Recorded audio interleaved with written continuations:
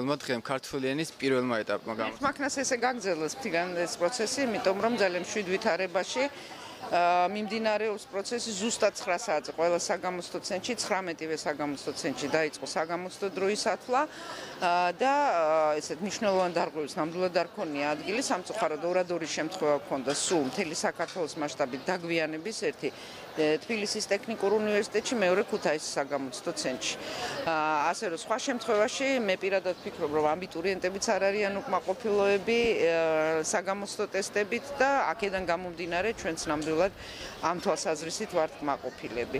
ერთადერთი შემთხვევა იყო, როდესაც აბიტურიენტი გახდა ცუდად ქრონიკული აპენდიციტით გამოცხადდა გამოცდაზე და გაუმწვავდა მდგომარეობა, თუმცა სასწრაფო დახმარების მანქანა მოგიხსენებათ ყველა საგამოცდო ცენტრთან მორიგეობს, ასე რომ ექიმების დახმარებით მოვახერხეთ პირველადი დახმარების გაწევა და რაც ყველაზე მთავარია, დავიყოლიეთ აბიტურიენტი არ დაეტოვებინა გამოცდა და ის ეხლა სარეზერვო სექტორშია განთავსებული, წოლიარე მდგომარეობაში აგრძელებს ტესტირებას და დიდი იმედი მაქვს, რომ 30 ივლისისთვის ეს შემდეგი გამოცდა ამისთვის 30 ივლისისთვის სრულიად ჯანმრთელი დაგვიბრუნდება. ჩვენ ვინაიდან ახალგაზრდა წარმოგიდგენთ, გვაინტერესებს რამდენად ადევნებთ თვალს იგივე სოციალურ ქსელში მათ გამოხმაურებას. გუშინ იყო რაღაც აქცია, რომელიც თქვა რამდენი ადამიანი აბიტურიენტი მივიდა.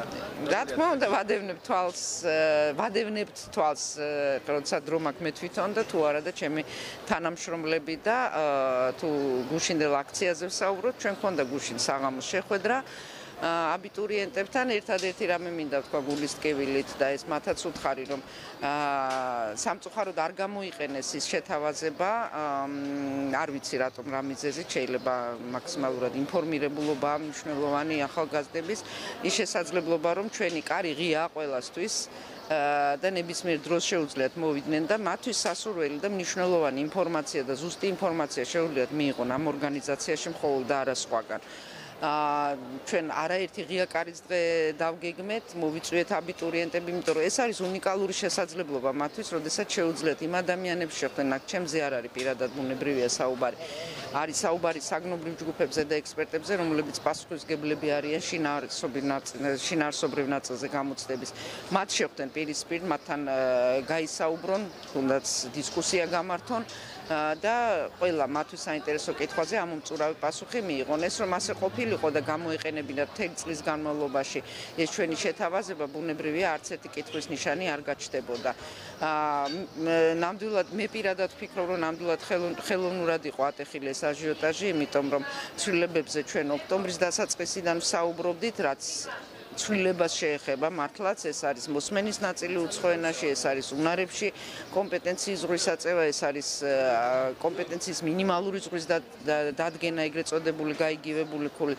რაც შეეხება იმას, რომ ქართული ენის და ლიტერატურის ტესტში არის ერთი დავალება ტექსტის რედაქტირება და ეს დავალება ანალოგიურია და ზუსტად იგივეა ტიპს ვამბობ, იგივეა რაც იყო მაგალითად შარშან, რაც იყო შარშანწინ. ამ თვალსაზრისით არაფერი არ შეცვლილა, შეფასების კრიტერიუმი არის უცვლელი და ზუსტად ისეთივეა, როგორიც იყო წინა წელს.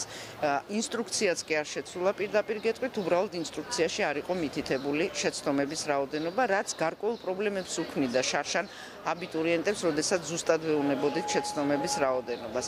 ასე რომ ამ თემებზე ჩვენ რომ ღია კარის დღეებზე გვესაუბრა, ან ისე გამოეთქვათ სურვილი აბიტურიენტებს ჩვენთან შეხვედრის, ბუნებრივია მიიღებდნენ ამომწურავ ინფორმაციას. რას უსვათ აბიტურიენტებს და მომავალ სტუდენტებს? თქვენი სურვილი არის თუნდაც იგივე ხუთწლის შემდეგ რომ ვთქვათ რას მიაღწიონ ან რა გააკეთონ. და პირველ რიგში ეხლანდელ აბიტურიენტებს უსურვებ ყველას წარმატებას, მათი წარმატება პირველ რიგში ჩვენი წარმატებაა ბუნებრივია და ნამდვილად ვარ დაინტერესებულები, რაც შეიძლება მაქსიმალურად გამოავლინონ საკუთარი ცოდნა და შესაძლებლობები და მაქსიმალურად მომზადებულები შეხვდნენ უკვე სექტემბერს და უმაღლეს სასწავლებლებში გააგრძელონ წარმატებულად სწავლა.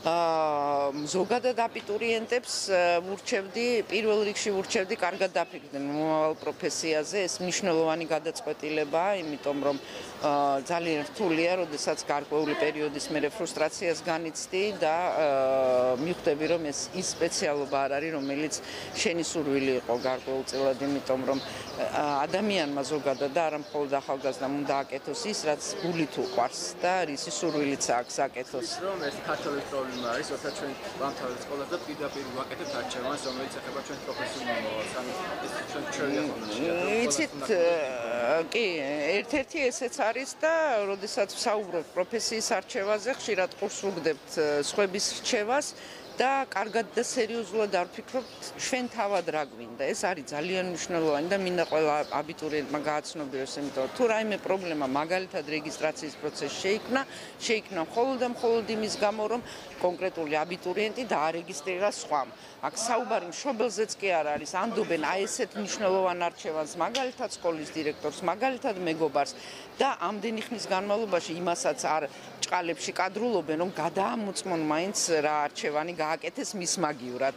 აი ეს არის ნამდვილად პრობლემა და მე ვუსურვებდი ყველა აბიტურიენტს უფრო დიდი დრო დაუთმონ საკუთარ თავს და არა სხვების რჩევას, საკუთარ თავს და საკუთარ თავს კითხონ პირველ რიგში რა უნდათ. უნდათ უმაღლესი განათლება, არც ეს არის სავალდებულო და აუცილებელი, მე თუ მკითხავთ. და თუ უნდათ უმაღლესი განათლების მიღება, მე უნდა დაფიქრდნენ სერიოზულად რა სპეციალობით და რა მიმართულებით უნდათ სწავლის გაგრძელება. ეს მაგალითად კომენტარისთვის.